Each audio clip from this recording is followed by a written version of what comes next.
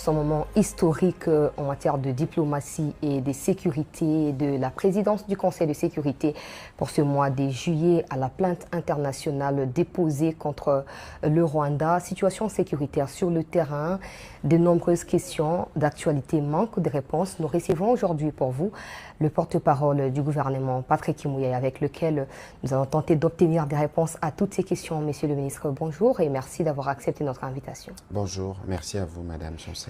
Nous vous félicitons parce que vous avez activement, du point de vue des communications, participé au rayonnement sur le plan international de notre pays. Et aujourd'hui, voir notre pays présider le Conseil de sécurité plus de 30 ans plus tard, nous vous félicitons. Au nom du président de la République, nous vous félicitons. Oh non, c'est-à-dire, vous voulez passer par moi pour féliciter le président de la République. Exactement. Tout à fait, merci. Alors, monsieur le porte-parole du gouvernement, ministre porte-parole du gouvernement, la présidence du Conseil de sécurité n'octroie aucun pouvoir supplémentaire au-delà du symbole. Qu'est-ce qu'il y a de concret que la RDC espère obtenir pendant cette présidence, surtout en rapport avec la situation sécuritaire dans l'Est de notre pays? D'abord, il faut circonscrire notre présence au Conseil de sécurité dans un cadre. Nous ne sommes pas arrivés là-bas par hasard. Nous sommes arrivés parce que nous avons été élus pour y être. Et c'est la deuxième fois, je pense, dans l'histoire. La première fois, c'était il y a 30 ans, pour nous d'arriver. Vous savez que toutes les grandes décisions du monde se prennent au Conseil de sécurité des Nations Unies et que de ces faits, de manière régulière, les pays qui y siègent sont consultés, y compris pour donner leurs avis. Et donc, c'est un positionnement international important qui vient à nouveau donner la preuve supplémentaire du narratif qui change. On ne peut plus parler du changement de narratif lorsque des choses ont changé. Le président de la République, dans sa stratégie diplomatique, autant nous sommes au Conseil des droits de l'homme à Genève, autant nous sommes aujourd'hui, et ces mois ici, c'est des mois qui est consacré à la République démocratique du Congo, et nous portons nos combats et nous portons les sujets qui nous intéressent, parce qu'aujourd'hui, nous parlons par exemple, évidemment, la question de la paix, de la sécurité, les questions de l'environnement, les questions des violences faites aux femmes, les questions d'exploitation illicite des ressources. Si vous suivez bien, la première ministre Judith Suminwa séjourne à New York, où elle a d'ailleurs présidé une conférence il y a quelques jours sur les violences sexuelles, je pense. Le 13, dans quelques jours, ce sera la collègue Lamina Fett, je pense le 21, le président de la République lui-même, il est prévu qu'il préside le Conseil de sécurité. Pourquoi sa présence est nécessaire pendant que la Première ministre y est avec la ministre des Affaires étrangères? C'est tout un mois. Donc la Première ministre aura le temps de revenir, le président aura le temps d'y retourner parce qu'il y a des activités qui ont été prévues à haut niveau et qui requièrent, au-delà de notre mission diplomatique basée sur place, la présence de Lamina Fett, la présence de la Première ministre, mais aussi la présence du président de la République pour couronner les tours. C'est ce qui est prévu. Tout ça pour quel résultat concret une année après la signature de l'accord de Washington? Alors, il ne faut peut-être pas faire le mélange d'abord entre les deux parce que ça, c'est une action diplomatique qui repositionne les pays en termes d'influence. Évidemment, tous les débats, vous pouvez imaginer les nombres de débats qu'il y a au Conseil de sécurité, les nombres d'enjeux qu'il y a autour du Conseil de sécurité.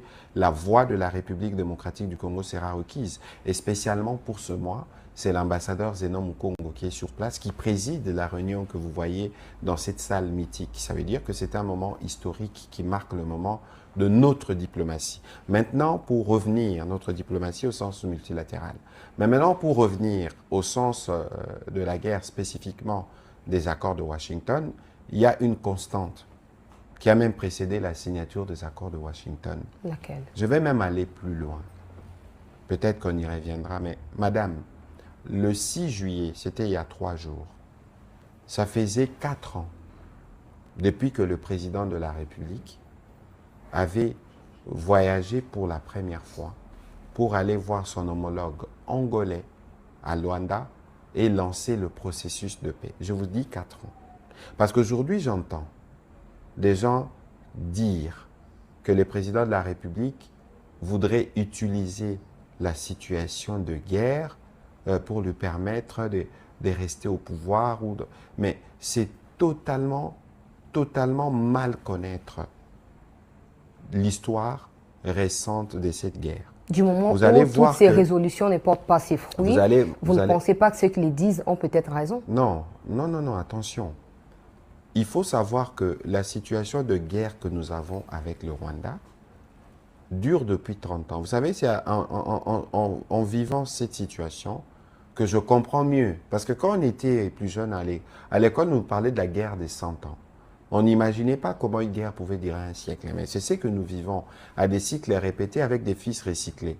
Fils AFDEL, fils RCD, fils M23, fils NDP, et les fils avec le père, le Rwanda, avec une seule et même volonté, déstabiliser la RDC, voler et piller. Ça, c'est la réalité depuis 30 ans. Je rappelle ici que lorsqu'il y a eu la résurgence du conflit, déjà à partir de novembre 2021, jusqu'à ce qu'on a commencé les processus de paix, où on a mandaté en mai 2022 le président Lorenzo par l'Union africaine pour qu'il soit les médiateurs du conflit, ça fait 4 ans. Il y a plusieurs dates qui se sont suivies. On était à Luanda, on était à Nairobi, on était à Washington, on était à Doha. Nous étions en quête de paix et le président de la République a toujours montré sa volonté pour parvenir à la paix. Donc ici, si cette situation de guerre persiste, c'est parce qu'il y a un pays, le Rwanda, qui a décidé de maintenir notre pays dans un état d'insécurité, dans un état de guerre. Ça, c'est une constante. Peut-être que nous y reviendrons.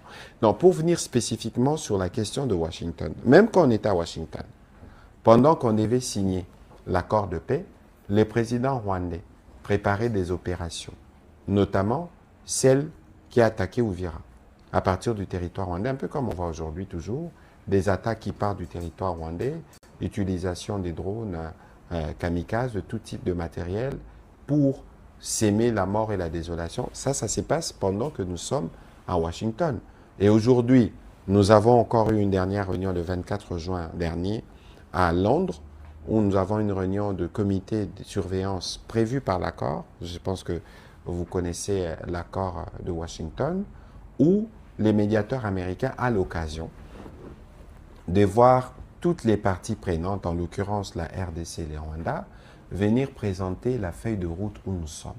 C'est sur base justement des différents rapports des terrains que les médiateurs américains ont pris des sanctions contre le Rwanda. Parce qu'il faut dire que dans l'expérience que nous avons vécue avec cette guerre, le Rwanda a démontré qu'elle n'avait que très peu de respect ou de considération pour les médiations africaines. Parce que si le Rwanda était disposé à considérer ou à respecter la médiation africaine, on aurait fini cette question en décembre 2024 à Luanda. C'est parce que justement après Luanda, le président rwandais a lancé des opérations mêlant 10 à 15 000 militaires rwandais sur des villes de Goma. D'où est-ce que vous tirez ces statistiques? Mais les statistiques, nous avons des services de renseignement. Ce n'est plus seulement nous qui les disons. Vous lisez les rapports du groupe d'experts qui vient de sortir. Et donc, si aujourd'hui, de manière systématique, les médiateurs américains sanctionnent le Rwanda, c'est sur la base de sa mauvaise volonté dans l'application de l'accord. Je rappelle ici que plusieurs fois, les dirigeants américains ont déjà dit que le Rwanda devrait respecter ce qu'il a librement souscrit devant le président américain. Nous faisons notre part. Évidemment, il y a la question des FDLR. Les gens disent, ah, vous n'avez pas beaucoup agi sur la question des FDLR. Mais je rappelle que sur la question des FDLR, dans le cadre des discussions entre la partie rwandaise et la partie congolaise autour du médiateur américain, nous avons fait un plan. Le plan, on avait ensemble défini ce qu'on appelle en anglais des Names Area of Interest, des zones d'intérêt où sont censés être ces FDLR. Ils sont 6, ces zones. Elles sont 6. 5, les NAI, c'est comme ça que ça s'appelle en langage opérationnel. 5 sont dans les parties du territoire sous contrôle du Rwanda. Et vous avez quand même accepté de prendre cette responsabilité, sachant que vous n'irez pas là-bas pour les traquer. Parce que c'est notre territoire. C'est notre territoire. Mais c'est leur revendication. Attention, madame, c'est notre territoire. Cette menace, nous, dans le cas de l'accord, nous avons pris l'engagement de traiter cette menace. Ce n'est pas au Rwanda de traiter des questions sécuritaire à l'intérieur. Mais vous allez faire comment? Parce que vous n'avez pas accès à ces zones. J'évolue, justement. Parce que le premier volet, c'était les volets sensibilisation. Parce que nous, quand on a commencé dans la zone sous notre contrôle, je crois, au Walikale, on a fait la première phase de la sensibilisation. Maintenant, s'il faut passer à des opérations, il faut être en mesure, évidemment, une opération se prépare, mais il faut savoir dénombrer d'abord ceux qui sont là et ceux qui ont accepté ou pas de déposer les armes avant de passer aux opérations de neutralisation. Donc, nous, on est bien engagés dans ces processus. Mais le processus a connu des difficultés. Parce que depuis la signature de l'accord en décembre, vous avez vu que quelques jours après, la situation au Ouvira a dérapé. Et donc, les réunions conjointes autour du médiateur américain ne s'étaient plus jusqu'au mois de février dernier. Et donc, si aujourd'hui, nous n'avons pas avancé dans l'agenda, dans les volets qui nous concernent, c'est principalement à cause des activités inutilement belliqueuses du Rwanda. Ça, c'est connu, mais vous êtes le gouvernement congolais, vous n'êtes pas le gouvernement rwandais. Qu'est-ce que vous faites? Non, la question, c'est ce que nous faisons. Nous sommes justement, madame, c'est ce que j'étais en train de vous expliquer. Nous sommes engagés, nous tous, dans un processus de paix. Il y a la résolution 2773 qui dit qu'il y a besoin d'avoir un processus. C'est ce que nous faisons à Washington avec le père. C'est ce que nous faisons à Doha avec les fils. Donc, nous faisons notre part parce qu'il est établi qu'il n'y a pas de solution militaire. Mais par contre, il ne faut pas oublier que nous avons un devoir régalien vis-à-vis de nos populations. C'est que, connaissant les intentions belliqueuses du Rwanda, on ne peut pas, nos militaires ne peuvent pas s'empêcher de remplir leur mission de la défense du territoire lorsque l'agresseur rwandais veut continuer à venir s'aimer mort et désolation. D'être en posture défensive, c'est ça la mission des FARDC? Ce n'est pas ça la mission de FARDC. La mission de FARDC, c'est d'assurer la défense du territoire national. Vous avez parcouru, comme vous avez dit, l'Angola, le Kenya, États-Unis, Nairobi. Nairobi, c'est le Kenya, Doha, et puis récemment ici, Londres, comme vous dites, tout ça en quête de solutions que vous ne trouvez pas encore. Avez-vous réussi à réajuster vos armes pour réussir à ramener la paix dans les Kivu? Parce que nous avons besoin du concret, monsieur le ministre. Le concret, c'est ce que nous faisons, le concret, justement. Parce que n'oubliez pas que nous avons 5 fronts. Dans votre introduction, vous avez parlé de notre passage à La Haye. N'oubliez pas que nous avons un front militaire où tout le monde a dit qu'on devrait cesser les recours aux armes. Parce que la solution, elle n'est pas militaire. Mais le Rwanda n'écoute pas. Mais c'est pour ça que le Rwanda est sanctionné. Mais ça ne suffit pas. Mais ça ne suffit pas, évidemment. Avec les médiateurs américains, ils continuent à recevoir de pression. Si ils ne répondent pas, les Américains qui sont médiateurs vont utiliser d'autres leviers pour les contraindre. Donc vous vous êtes débarrassé de votre responsabilité comme gouvernement en attendant que les États-Unis poursuivent des sanctions contre le Rwanda? Mais lorsque je vous dis tout à l'heure que nous assurons la défense de nos populations, vous pensez que c'est quoi? Ce n'est pas parce que nous avons accepté un cessez-le-feu, ce n'est pas parce qu'on a accepté un cessez-le-feu que nous allons laisser ces bandits, ces voyous, ces terroristes venir tuer nos populations. Il faut bien circonscrire les choses.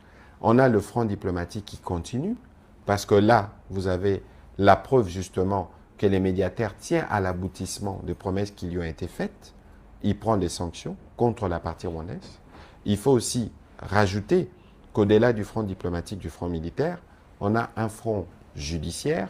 Nous avons été à La Haye déposer cette requête parce que le Rwanda de 96 à son jour a commis les crimes de tout type. Des crimes contre l'humanité, de crimes de guerre, et tous ces crimes ont été répertoriés par un travail minutieux qui a été fait par une task force depuis 3 ans. Parce que là, il faut que le Rwanda réponde. On ne s'arrête pas là. Mais pour tous les crimes commis sur l'environnement, sur l'écosystème, des écocides, nous y travaillons aussi. Autant nous continuons à travailler sur le plan économique. Lorsque les Américains, à la suite par exemple des sanctions qui sont venues de l'Union européenne, sanctionnent eux aussi la raffinerie des Gasabo. Et ceux qui animent cette raffinerie, parce que le Rwanda n'a pas d'or sur son sous-sol. Mais la moitié du budget du Rwanda vient des activités illicites de l'or qui vient essentiellement de la RDC. Donc vous voyez que nous sommes dans une dynamique où nous sommes sur plusieurs fronts sous la direction du président de la République, de la première ministre, pour régler cette question. Si cette question persiste, perdure, c'est parce que pour le président rwandais, il considère que cette fois-ci, il ne va pas retirer ses troupes dans notre sol. Et nous, il est clair, il est évident qu'il doit alors marcher sur tous les Congolais pour penser qu'il peut occuper un seul centimètre carré de notre territoire. C'est ça le combat. Déjà. Et c'est les combats. Ça fait une année l'occupation des Goma. Écoutez, la solution, elle va arriver. La diplomatie, elle prend le temps qu'elle prend. Mais nous allons, nous, arriver à la solution. Il faut noter qu'aujourd'hui, les Rwandais sont de plus en plus isolés. De plus en plus isolés. Et le président Kagame se comporte exactement comme ces fameux pharaons, le pharaon de la Bible. Vous connaissez l'histoire mieux que moi, c'est en Christ. Et vous savez que son cœur s'endurcit. Mais plus il s'endurcit, plus il va se perdre. Vous savez une chose, madame, c'est un humain. C'est-à-dire qu'à un moment ou un autre, sa nature humaine va le rattraper. Et ce qu'il est en train de faire, il ne se rend pas compte qu'il expose l'avenir de tout un pays. Parce que nos pays seront toujours voisins. Et de ces points de vue, il ne faudrait pas que nous, les Congolais, cultivent cette forme de rancune ou de colère contre le Rwanda. Parce qu'à un moment ou un autre, ce sont les générations rwandaises futures qui paieront les prix. Il vaut mieux pour lui aujourd'hui de tirer les conséquences de cette attitude inutilement belliqueuse, de souscrire au processus de paix où il doit respecter sa signature pour nous permettre d'avancer, y compris vers le cadre intégration économique régionale qui va offrir des opportunités, y compris aux jeunes Congolais, aux jeunes Rwandais, aux jeunes Burundais, à tous les jeunes de la région, parce que la région de Grand Lac ne doit pas être prisonnière du système criminel instauré par le président rwandais. Plainte à la Cour internationale de justice contre le Rwanda. Quels sont les faits des violations de droits humains internationales que la RDC, je ne parle pas des experts de l'ONU, que la RDC elle-même a-t-elle déjà rassemblé ou réuni, et à quoi est-ce que vous vous attendez? Non, ça veut dire qu'il faut d'abord savoir qu'à la Cour internationale des justices, c'est l'institution judiciaire instituée par les Nations Unies. C'est un organe qui juge des contentieux entre les États. Et c'est le Rwanda qui sera condamné. On ne va pas condamner un pays à des peines de prison, mais ils peuvent être condamnés pour des réparations pour les crimes qu'ils ont commis. Comme vous avez fait pour l'Ouganda, au début du mandat du chef de l'État? Oui, bien sûr, comme on a fait pour l'Ouganda. Et donc ici, la démarche a été et le produit d'un travail de 3 ans. Nous disposons d'une task force, madame. Quand je vous parle du front judiciaire, même l'action que nous avons engagée contre Apple, qui touche à la fois au front économique, médiatique et judiciaire, elle est conduite par une task force. Évidemment, c'est chapeauté par le ministre de la Justice, mais nous avons des experts, comme le prof Yvon Mingachang, le prof Sylvain Loum ou encore le prof Tumbalora. Et pendant 3 ans, ils ont fait un travail de collecte des données qui viennent de nos services, mais qui viennent aussi des rapports. Vous avez suivi Global Witness faire un rapport récemment sur les pillages économiques. Vous avez suivi Human Rights Watch faire un rapport sur les enfants qui sont enrôlés dans l'armée, des forces. Et tous ces éléments nous ont servi pour étoffer la requête. Dans notre requête déposée à la Cour internationale de justice, nous voulons obtenir des condamnations du Rwanda pour plusieurs faits, notamment des crimes de guerre, parce que quand vous attaquez à des écoles, comme actuellement, vous avez vu qu'à Minembwe, ils utilisent des ambulances, du matériel médical, pour transformer du matériel militaire et commettre de crimes. Ça, c'est des crimes de guerre. Les crimes des génocides, on les a recensés. N'oubliez pas que nous avons le FONAREF qui travaille aussi dans les mêmes esprits. Et donc, nous avons croisé nos intelligences, nous avons étoffé des dossiers que je pourrais vous partager pour lire en long et en large, pour comprendre que la plainte que nous avons déposée devant la Cour, nous sommes sûrs qu'elle produira les résultats escomptés pour que le Rwanda puisse être condamné. Et ce n'est pas seulement à la Cour internationale de justice que nous allons. Tout récemment, les experts de l'ONU ont révélé que Joseph Kabila, ancien président de ces pays, qui a déjà été condamné par la justice congolaise, pourrait prendre la tête du M23 officiellement cette fois. Le gouvernement congolais a-t-il des éléments qui corroborent ces genres d'affirmations? Et dans les cas où vous en avez, est-ce que le fait pour Kabila de prendre la tête du M23 pourrait avoir quel impact sur la condamnation qui a déjà eu lieu? Le président de la République avait dit ça en août 2024, que l'AFC c'est lui. beaucoup avaient douté, mais le président de la République, c'est, je crois, l'homme le plus informé du pays. Et les faits qui ont suivi lui ont donné raison. Systématiquement, depuis février 2025, toutes les sorties du président honoraire sont allées dans le sens de soutenir son frère du M23. Parce qu'ils ont les mêmes géniteurs, le Rwanda. Son frère, vous dites? Oui, parce que c'est une famille diabolique où vous avez le père, le Rwanda, le fils aîné, les présidents honoraires, et l'autre fils qui s'appelle M23, l'autre fils qui s'appelle Twirwaneho, l'autre fils qui s'appelle Red Tabara. Donc c'est une constellation d'une fratrie criminelle qui n'a pour objectif que de s'aimer mort et désolation. Alors, s'ils veulent, dans le cadre des activités criminelles de leur famille, c'est réorganiser ça, c'est une affaire de leur famille. Nous, ce que nous savons, c'est que la justice congolaise s'est prononcée sur des faits. Les gens avaient critiqué notre justice, mais lorsque les Américains ont sanctionné le président honoraire, ça vous donne une illustration de la véracité de choses que nous disions à l'époque. Mais il y a quelque chose de vicieux et de dangereux, mais que le rapport des Nations Unies révèle, il faut faire attention. C'est qu'il y a des complices. L'objectif de la fratrie criminelle autour du père, du fils aîné et du second fils, c'est d'avoir des répondants à Kinshasa. Des répondants à Kinshasa pour créer une forme de déstabilisation. Vous avez déjà réussi à cibler ou à localiser Mais ne vous inquiétez pas, les services travaillent. Parce que regardez maintenant, c'est extrêmement dangereux que certains individus au sein de la SENCO, en réagissant sur les débats sur la loi sur le référendum à l'Assemblée, utilisent les mêmes langages que les fils du père le Rwanda, en disant, si on adopte cette loi, il y a risque de balkanisation. Aujourd'hui encore, j'étais dans une conférence où un des représentants de leur parti m'a posé la question, mais c'est extrêmement grave.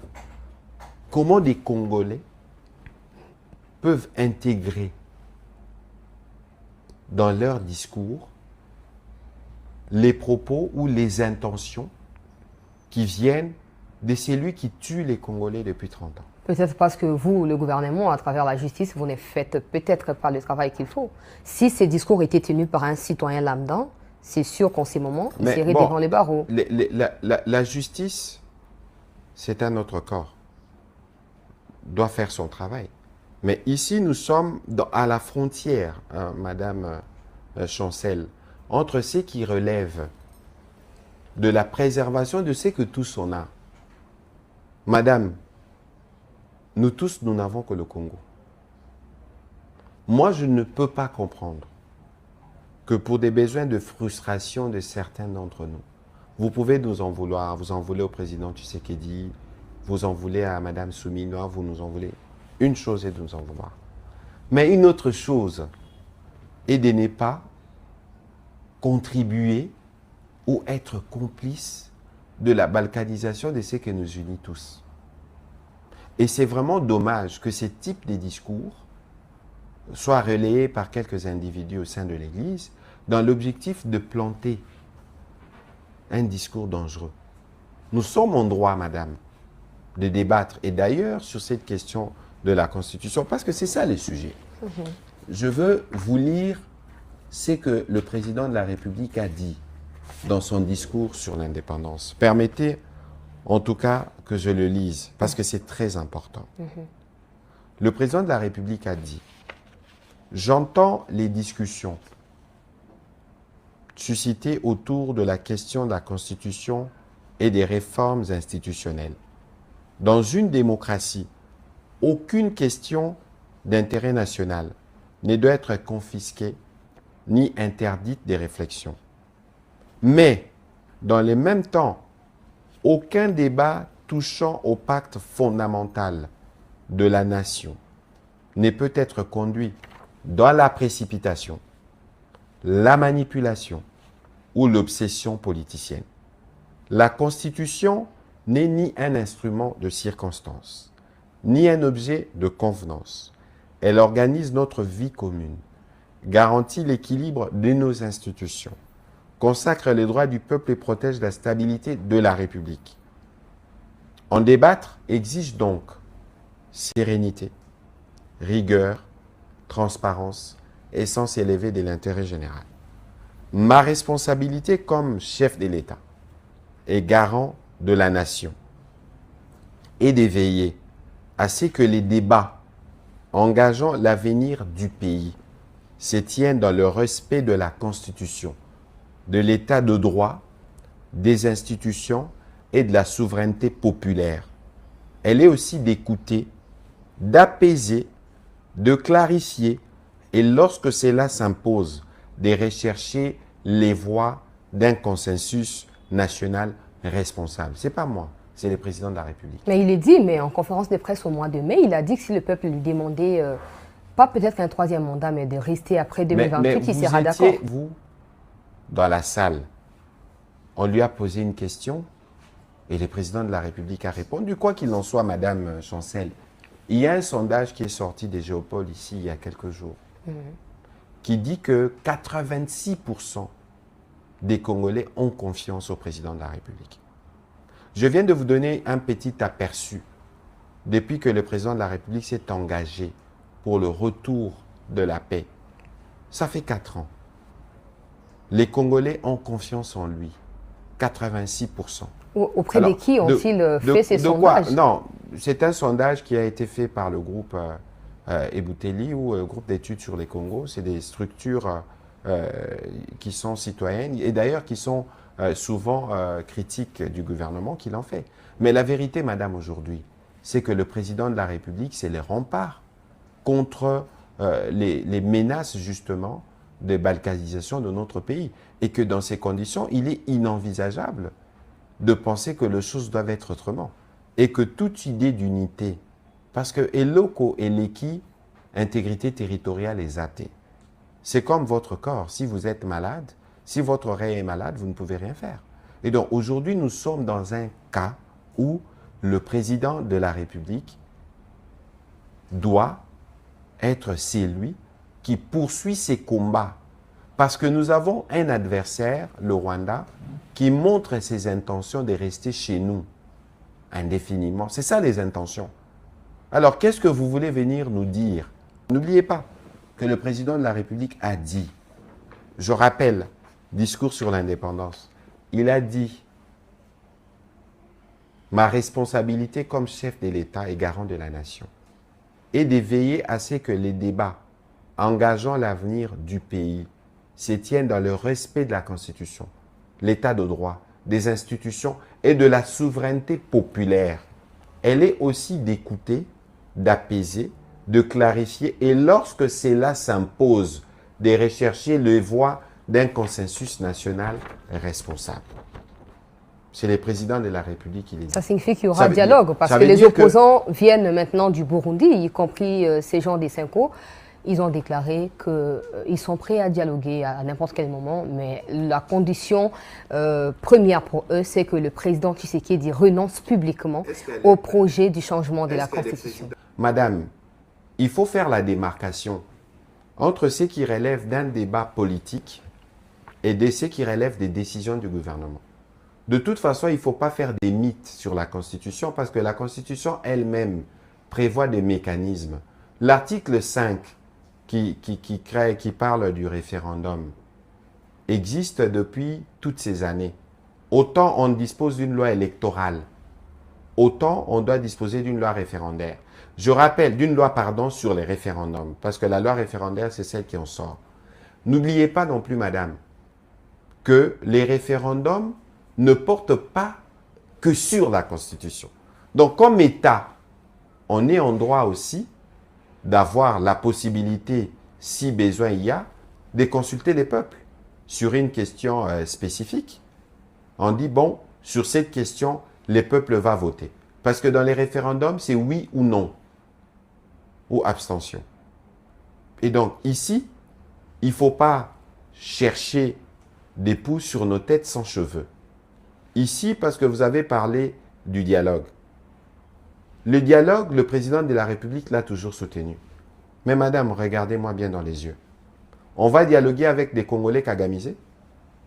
On va dialoguer avec des Congolais qui ne sont pas capables de citer, de pointer la responsabilité du Rwanda, que tout le monde pointe, en commençant les Américains, les Français, tout le monde, sauf des Congolais, mais qui veulent venir au dialogue. Il y a des Congolais qui relaient les discours sur la balkanisation de leur propre pays. Alors, il faut qu'on fasse la démarcation. Quand vous regardez l'honorable Fayulu, ou quand vous regardez le docteur Mukwege, ils s'opposent à nous, n'est-ce pas? Mais est-ce que vous les entendez relayer des discours ou adopter des postures ou ne pas condamner le Rwanda? Toutes les fois qu'il y a des communiqués, il y a le rapport qui vient de sortir ici. Combien des partis d'opposition vont prendre la parole pour dire, suivant les rapports du groupe d'experts du Conseil de sécurité, nous condamnons les attitudes du Rwanda dans notre pays? Pourquoi ils ne les font pas? Pourquoi? C'est pour ça que le rapport des Nations Unies la dévoile.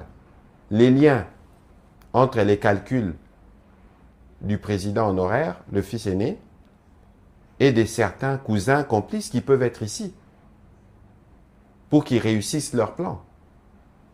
Vous voyez, madame? Et donc, ici, nous avons, nous, autour du président Tshisekedi, nous travaillons d'abord à préserver ce que nous avons de plus important, madame. L'intégrité territoriale de notre pays. Et ça, les locaux et les qui santé, il n'y a rien qui ne dépasse l'intégrité territoriale du pays. Et je vous ai fait la démonstration par A plus B, que si nous avons un garant dans ces combats pour la protection de l'intégrité de notre territoire, c'est le président Tshisekedi. Et si le président rwandais s'aventure à ne pas faire sa part dans les cadres des accords, les garants qui trouveront en face, c'est encore le président Tshisekedi. Moi, je ne veux pas ici rentrer dans un débat où vous allez me dire à 2028 ou 2027 ou 2000. Je ne suis pas dans ces débats. Je suis dans les débats qui regardent d'abord comment on sauve, on préserve, comment on libère nos populations. Ça dépasse tout. Restaurer l'intégrité territoriale, ça devrait être d'ailleurs la priorité numéro 1 de tous les hommes politiques congolais. Parce que les pays ici, les compatriotes qui souffrent là-bas, nos militaires qui décèdent au front, l'argent qui est dépensé, c'est l'argent du pays. C'est parfois leurs cousins, nos cousins. Vous-même aussi, vous perdez vos frères.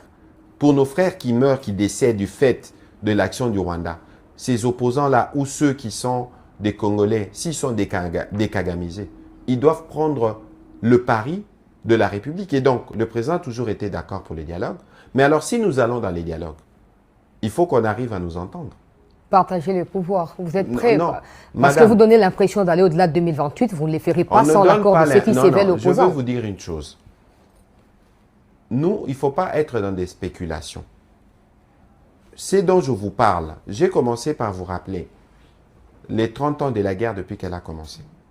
J'ai commencé aussi à vous rappeler les 4 ans depuis que le président a commencé. Mais il faut d'ailleurs féliciter le gouvernement, féliciter les présidents de la République, parce que malgré, madame, 4 ans de guerre, malgré 4 ans de guerre, vous avez vu le ministre John Banza parcourir le Congo. Vous avez vu les images. Vous avez vu aujourd'hui, si je dois parler de la gratuité, vous avez vu le 30 juin de la gare centrale à l'aéroport. Moi, je ne me souviens pas. Je ne me souviens pas depuis que je suis jeune. Peut-être que ça existait avant, peut-être le maréchal Mobutu. Vous pouvez dire tout ce que vous voulez, mais ces pays sont en train de changer. Malgré la violence qu'on nous impose dans l'Est, malgré les sacrifices, malgré les coûts, on tient le pari de la gratuité de l'enseignement. Nous évoluons pour la couverture santé universelle. Nous faisons face à des situations urgentes partout. Ebola, catastrophes naturelles. Mais malgré ça, les pays tiennent. Je crois qu'ici, les uns les autres, il faut parfois qu'on enlève nos couleurs politiques et reconnaître la force de l'action du président de la République. Et ça s'est concrétisé par nos léopards. Les gens peuvent dire, vous voulez faire de la récupération, on ne fait pas des récupérations. Mais madame, moi j'ai été témoin de 4 ans d'engagement personnel du président de la République et de tous les staffs pour que nous puissions avoir une équipe qui nous reflète. Et pour être sorti de la compétition par l'Angleterre. Mais madame, vous savez, cette compétition-là a été pour nous des records. D'abord, de la manière dont on s'est qualifié. Petit rappel, on a perdu contre les Sénégal ici, alors qu'on menait 2-0. C'était les matchs qui pouvaient nous qualifier. Ensuite, on a eu la montagne camerounaise, nous avons eu la montagne nigériane et nous avons eu la montagne jamaïcaine. On a gagné, on a montré le caractère. Par miracle. Non, il n'y a pas de miracle lorsque vous travaillez. Et là, nous avons montré l'esprit léopard, la force, la résistance et la résilience. Et c'est cette force qu'incarne le président de la République. Et c'est cet esprit léopard qui fait qu'aujourd'hui, même si le président rwandais persiste dans les mal en gardant ses militaires dans nos territoires, mais il a déjà perdu sur le front du narratif. Et davantage, nous allons continuer. Et ça vous réconforte. Il a perdu sur les fronts du narratif. Il perdra sur tous les fronts. Alors que des combats se font sur le territoire congolais et non rwandais. Ce qui fait, c'est un barreau d'honneur. C'est un barreau d'honneur. Madame, n'eût été, je n'ai pas envie de revenir sur le fait que Kagame avait un fils ici. Lequel? Mais le président honoraire avait un fils ici au pouvoir depuis toutes ces années. Vous savez, madame, une armée, c'est un corps, c'est une âme, c'est un esprit. C'est ce que le président Tshisekedi a commencé à reconstruire. Pourquoi pensez-vous que de manière permanente le Rwanda nous fait la guerre? Parce que il a tellement peur, le président rwandais, de la puissance qui va naître en RDC, qui veut constamment nous garder dans une situation d'impression, d'instabilité. C'est pour ça aussi qu'il faut déplorer les Congolais complices. Et donc, les faiblesses que nous avions dans notre appareil sécuritaire, aujourd'hui, on est en train de les résorber grâce au président. Et nous pensons que dans les jours qui viennent, nous serons en mesure de recouvrer les pleines capacités de toute notre armée. Et ces jours-là, madame, soyez sûre d'une chose, que les Rwandais sortiront d'eux-mêmes. On a aussi une date du 15 qui nous attend, hein, au cas où Marco Rubio l'a dit, ils s'attendent à ce que d'ici le 15 juillet, le Rwanda quitte les territoires congolais. Du côté du gouvernement congolais, quelles précautions vous avez déjà prises au cas où, parce qu'on sait déjà clairement que Kagame ne va pas le respecter, vous allez faire quoi? Ça veut dire que nous travaillons, comme je vous ai dit, on est sur plusieurs plans. Front militaire, front diplomatique, front économique, front médiatique. Il faut que les Congolais, tous les jours, je disais ça au président des assemblées provinciales il y a quelques jours. Il faut que le Congolais qui vit à Dilolo, il faut que le Congolais qui vit à Kasumbalesa sache que ce qui se passe à Goma le concerne. Parce qu'ici, l'enjeu, madame, c'est la survie de l'intégrité de notre territoire. C'est ça l'enjeu principal. Ce n'est pas un enjeu qui est lié à un individu ou à une administration. C'est l'enjeu qui est lié à la sauvegarde de ce qui nous unit tous en même temps. Les drapeaux et pour lesquels nous étions tous derrière les léopards. L'esprit léopard, l'esprit que tous les Congolais ont montré derrière les léopards, c'est l'esprit que les Congolais doivent montrer pour faire face à cette agression du président rwandais. Peut-être parce qu'on est, je ne sais pas, en tout cas c'est l'impression que certains Congolais ressentent. Les Nanga ont pris les armes et ont rejoint Kagame. À part la condamnation, il n'y a eu aucune action concrète qui pourrait faire taire Nanga afin de décourager les autres. C'est comme ça qu'à Kinshasa, ces discours-là commencent à être repris. Quand vous parlez d'action concrète, vous parlez de quoi? Si vous luttez contre tout ce qui est négatif, là, tous les Congolais qui s'associent à Kagame, ce n'est pas seulement avec des lettres de condamnation. Madame, il ne faut pas oublier une chose. C'est que nous sommes un pays démocratique. Il ne faut pas oublier. Nous Plus que Donald Trump, le président américain. Nous sommes République démocratique du Congo. On n'a pas besoin de nous comparer aux autres. On nous regarde par rapport à notre propre engagement et à notre propre contexte, madame. N'oubliez pas que quand il y a eu les événements du 12 juin, le soir du 12 juin, les ministres de la Justice, les ministres d'État Guillaume Gueffa a visité l'honorable Fayulu. Pour apaiser les tensions, pour dire ouais, ça va aller, ne vous inquiétez pas. Non, parce que la violence n'est pas acceptable en démocratie. Il faut qu'on s'entende. D'où qu'elle vienne, la violence est inacceptable. Nous avons fait un communiqué à ce titre-là. Et nous avons dit, nous avons donné les bilans. Madame, vous savez que nous sommes transparents. Il y a des gens qui ont dit sur les réseaux sociaux qu'il y avait 10 morts. Il y a des gens qui ont dit qu'il y avait ceci, il y avait cela. Pas des gens. Les Martin Fayulu et les autres ont dit qu'il y avait plusieurs morts. Bon, maintenant, il y a une information judiciaire. La justice en est saisie parce que nous, madame, s'il y avait un mort ces jours-là, pourquoi on n'en parlerait pas? Lorsqu'il y a des manifestations et qu'il y a des morts, il y a les sources policières et les sources hospitalières. Il y a toujours des gens qui sont là, qui voient, qui prennent le corps, qui amènent à la morgue. Nous, on n'a pas d'indication des services appropriés qu'il y a eu des morts. Alors, ceux qui ont dit qu'il y a eu des morts, parce que la difficulté qu'on a, c'est que parfois, ceux qui sont dans l'opposition pensent que parce qu'ils sont dans l'opposition, ils ont le droit de tout dire, de tout exagérer et même de mentir. Mais sur ça spécifiquement, s'il y a une information judiciaire qui a commencé, il faut qu'ils soient en mesure de présenter ce qu'ils ont dit. Ça nous permettrait d'identifier les familles, de voir ce qui peut être fait. Mais au cas contraire, ils doivent tirer les conséquences parce que être opposant ne veut pas dire tenir des déclarations irresponsables. Et tirer les conséquences signifie quoi dans ces contextes-là? Mais écoutez, si la justice est saisie et qu'il se trouve que vous êtes coupable d'une infraction liée au fait que vous avez propagé des faux bruits, ou vous avez diffamé, ou vous avez dit des choses qui n'étaient pas correctes pour désorienter les peuples de Dieu, comment voulez-vous que la justice n'en tire pas des conséquences? C'est important que, autant nous avons le devoir d'être, nous, gouvernement, dans le rôle qui est le nôtre, autant ceux qui ont choisi d'être dans le rôle de s'opposer à nous doivent être aussi responsables dans la manière de faire leur opposition. Monsieur le porte-parole du gouvernement, on va aller vers la fin de cette édition spéciale. Pendant que nous sommes là, vous et moi, des combats se passent dans le haut plateau des Minembwe. Le peuple congolais, particulièrement ceux qui vivent dans les territoires de Barak à Fizi, ont l'impression que le gouvernement congolais n'a pas tiré des leçons de la chute des Goma et des Bukavu. Le même méthode se reproduit. D'abord des rumeurs, ouais, telle localité est tombée, non, on a repris, non, c'est sous notre contrôle, etc. Qu'est-ce qui se passe? Alors, ce que je dois vous dire d'abord, c'est que le Rwanda, dans cette guerre, n'a pas l'intention d'arrêter.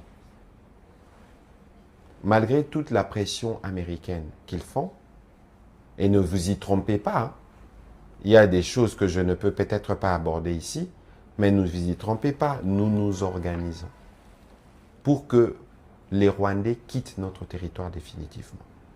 Et donc, ce qui se passe à Minembwe, c'est encore une fois illustratif du modus operandi du président rwandais. Il a acheté des drones, le Rwanda a acquis des drones. On a tous vu de quel pays ils ont pris des drones. Lequel? La Turquie, ils ont acheté des drones turcs. Vous aussi, vous avez reçu le président turc ici. Non, il n'y a pas de problème. Nous avons, dans les cas de rapports entre États, nous avons, nous, des rapports avec la Turquie, autant le Rwanda, des rapports avec la Turquie. Parce que le Rwanda a coutume de mentir. De dire que c'est pas moi, c'est le M23. C'est les pères et les fils. Le M23 dispose-t-il des drones turcs? Non. Et vous, qu'est-ce qui vous empêche d'en acheter? Non, la question n'est pas celle qui nous empêche de acheter. Parce que nous avons, nous, évidemment, des dispositions que nous prenons dans cet ordre-là. Moi, c'est dont je vous parle. Je vous parle des preuves, des débris, de ces matériels militaires utilisés sur des cibles civiles. Vous avez vu ces motards être pris à partie et tout ça. Parce qu'il y a une volonté, celle de continuer la guerre.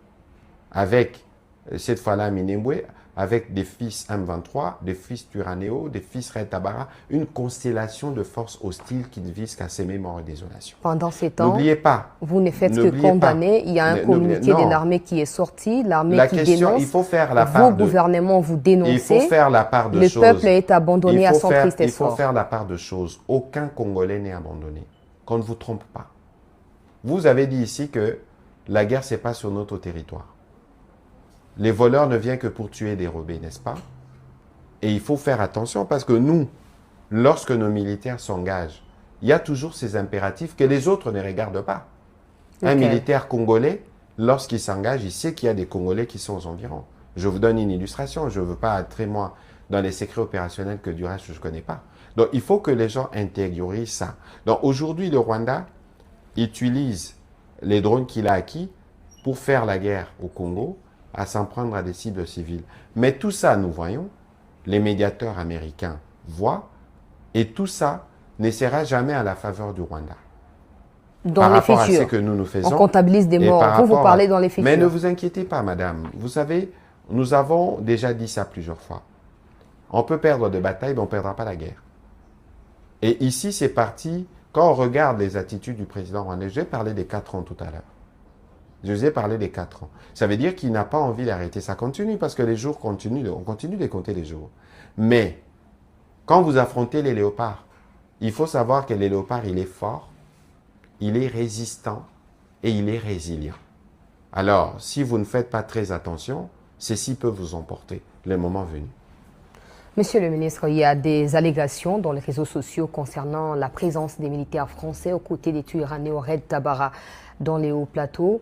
La RDC semble ne pas avoir un langage clair avec la France depuis plusieurs moments maintenant. Le président français qui reçoit les membres du M23, qui déroule un tapis rouge à Paul Kagame, qui organise une manifestation en son honneur. Pendant ces temps, la France a fait voter une résolution à l'unanimité à l'ONU qui peine à être exécutée.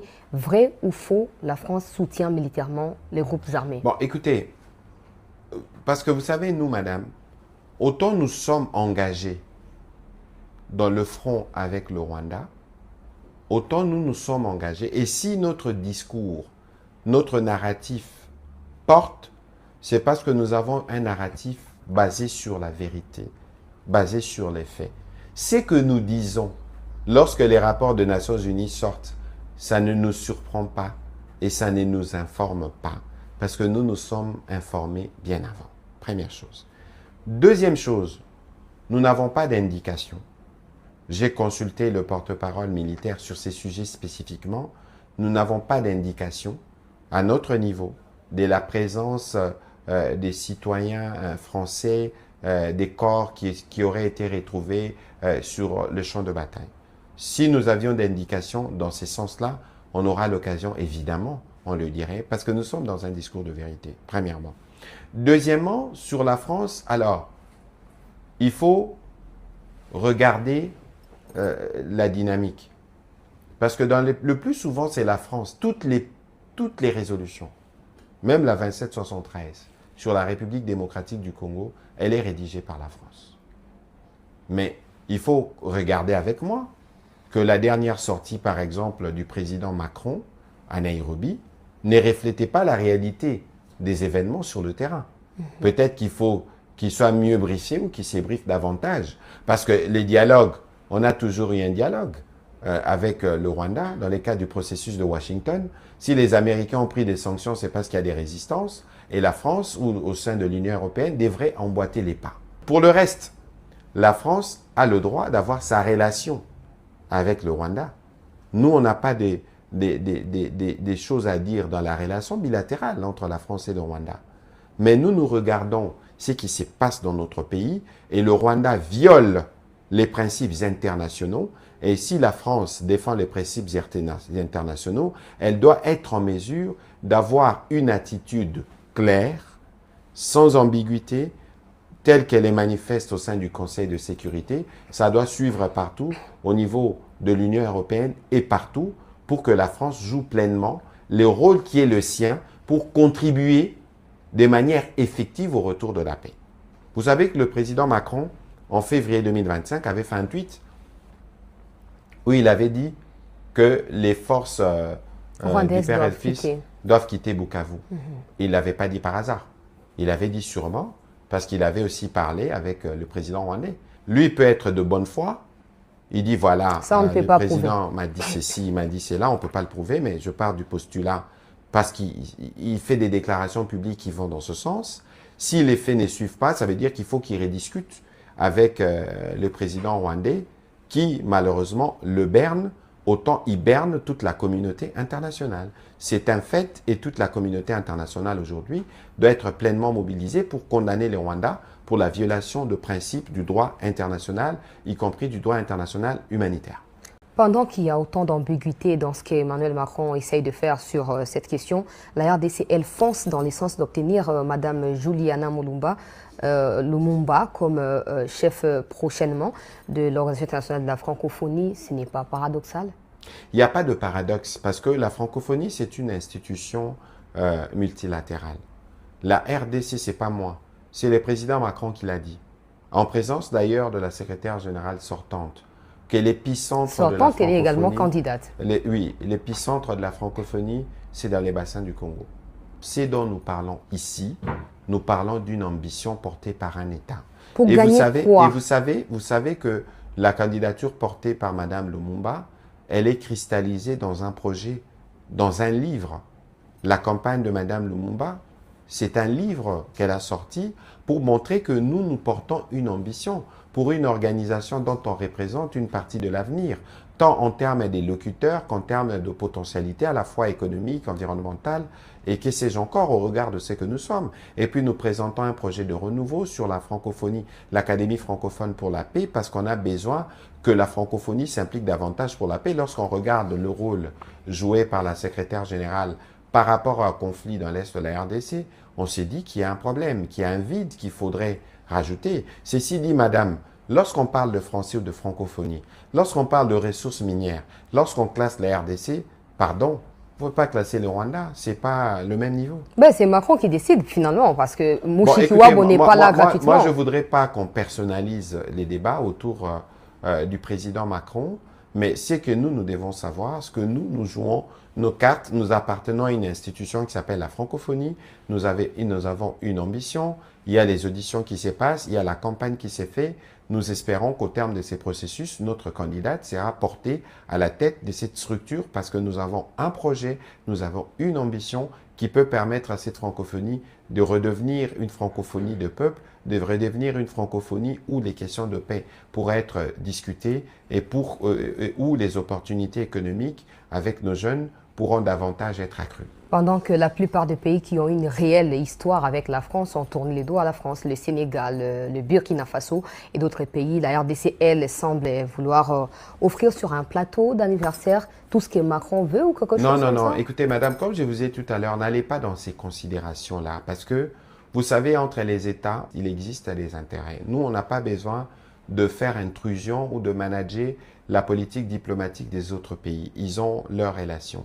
Nous, ce que nous voulons, c'est la paix dans notre pays. Et la France, elle est partie prenante du Conseil de sécurité membre permanent. C'est la France qui est la plume des résolutions que nous sortons ici. Et nous souhaitons que la France, dans les cadres de son rôle, puisse davantage s'impliquer pour que les résolutions qu'elle rédige puissent produire les conséquences que nous souhaitons sur terrain pour que la paix puisse redevenir effective dans la partie est de notre pays. C'est ce que nous attendons de la France. Pour le reste, la France est libre d'avoir ses relations diplomatiques. Dernière question, quel est l'état des lieux d'Ebola? Vous venez de la province de l'Ituri il y a quelques jours ou quelques semaines. Qu'est-ce que les Congolais doivent retenir? Il y a beaucoup de spéculations dans les réseaux sociaux, des chiffres peut-être erronés. Pouvons-nous avoir des précisions sur ce qui se passe réellement? Non, ce que les Congolais doivent retenir, c'est que Ebola n'est pas une rumeur. C'est une réalité. Ce que les Congolais doivent retenir aussi, c'est que nous avons, nous, gouvernement, une stratégie de riposte. Nous avons un leadership porté d'abord par le président de la République lui-même, et nous travaillons, nous, sur tous les piliers. Aujourd'hui, nous sommes à peu près 300 guéris. Et les chiffres, madame, qu'on ne vous trompe pas, nous les donnons, nous, quotidiennement. Ni l'OMS, ni Africa CDC, ni aucune organisation ne peut venir vous donner des chiffres différents de ce que nous nous donnons. Parce que comme nous avons choisi la transparence, nous y travaillons avec eux. Nous y travaillons avec eux au quotidien. Les chiffres que nous donnons, c'est les chiffres de l'OMS. Comment vous procédez pour avoir toutes ces Non, ça veut dire qu'il y a non, nous procédons, nous travaillons sur plusieurs piliers. Il y a des piliers qui concernent, par exemple, les suivis des contacts et surveillance. Je vous donne un exemple, madame. Ebola n'est pas comme Covid. Ebola ne se contamine pas par voie respiratoire ou par aérosol. La plupart des personnes qui souffrent d'Ebola, ce sont des personnes qui sont dans l'intimité des malades. Si vous êtes quelqu'un qui présente des symptômes d'Ebola, toutes les personnes qui ont accès à elle sont exposées. Quels sont ces symptômes? Généralement, non, les symptômes pour Ebola, cette fois-ci, pour cette souche, Bundibugyo, ce sont les maux de tête, parfois des fatigues, parfois quand la diarrhée arrive, quand la partie humide arrive, c'est-à-dire que la maladie commence à devenir déjà un peu grave. Donc c'est pour ça que nous, l'une des stratégies principales de la riposte, c'est la prévention. La prévention, c'est la communication communautaire. Parce que si les uns et les autres, parce que la difficulté, c'est qu'au départ, beaucoup doutaient de l'existence de la maladie. On pensait que c'était le poison. Parce que la maladie ne se manifeste pas en ses débuts comme Ebola que nous connaissons chez nous, pour lequel on a trouvé le vaccin et les traitements. Donc cette souche, elle opère de manière vicieuse, et c'est pour ça que nous encourageons. Nous avons été sur place, notamment à Mongbalou, l'épicentre, pour sensibiliser les différentes communautés. Et d'ailleurs, au moment où je vous parle, je suis en contact régulier avec des créiseurs, des chercheurs d'or qu'on appelle Nzengeleurs, là-bas à Mongbalou, qui font partie de la communauté des orpailleurs. Et donc, parce qu'il faut sensibiliser toutes les communautés. Maintenant, ce que nous voyons, c'est que la communauté a pris conscience de la maladie. Ça veut dire que dès qu'il y a un cas de maladie, on les signale à l'hôpital et l'hôpital le prend en charge. Et surtout, à Kanituri, nous avons décidé au niveau du gouvernement que tous les soins de santé seront gratuits. Comme ça, dès que vous êtes malade, vous vous rendez à l'hôpital. Et quand vous avez développé la maladie, toutes les personnes qui ont été autour de vous, il faut nous signaler. Comme ça, on fait les suivis des cas contacts. Aujourd'hui, nous sommes à 80%. L'idéal, c'est d'atteindre 95%. Ce que je peux vous dire, c'est que nous avons des équipes pleinement mobilisées. Les ministres de la Santé ont encore retourné sur place. Nous avons des difficultés, certes, logistiques. Nous y travaillons, y compris avec nos partenaires. Mais nous avons surtout l'expérience et nous pensons qu'avec l'implication des députés nationaux, des députés provinciaux, des leaders communautaires, nous pourrons arriver à bout de cette maladie. Un dernier message à adresser à ceux de nos compatriotes qui semblent désespérés dans le nord et dans le sud Kivu. D'abord, le premier message, un message de soutien et de solidarité. Tous les vendredis, dans tous nos conseils de ministres, nous parlons de la situation dans les Kivu. Nous travaillons quotidiennement pour que cette situation se termine. Et vous avez vu vous-même que les populations se sont exprimées pour montrer qu'ils étaient, eux, favorables. Qu'ils étaient non pas seulement favorables, mais qui soutenaient le président de la République et qui comptaient sur le président de la République pour les sortir de cette situation. Madame, j'ai reçu de voice note des amis des Goma qui nous disent, quel que soit ce qu'ils veulent nous imposer ici, ils ne réussiront pas. Et c'est ça qui garde ces pays unis, malgré l'occupation. Et c'est cet exemple-là que certains compatriotes qui sont de l'opposition doivent noter. L'impératif de la sauvegarde ou de la préservation de notre intégrité territoriale dépasse toutes nos préoccupations de positionnement politique. Ils doivent aujourd'hui, quoi qu'il en soit, c'est ce qui se passe ailleurs. Lorsqu'il y avait les attentats du 11 septembre, est-ce que vous avez senti démocrates et républicains se diviser?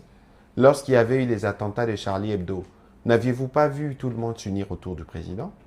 Et pour cette guerre, tous les Congolais, opposition comme majorité, doivent s'unir derrière le président garant de la nation pour que nous puissions terminer la question de cette agression.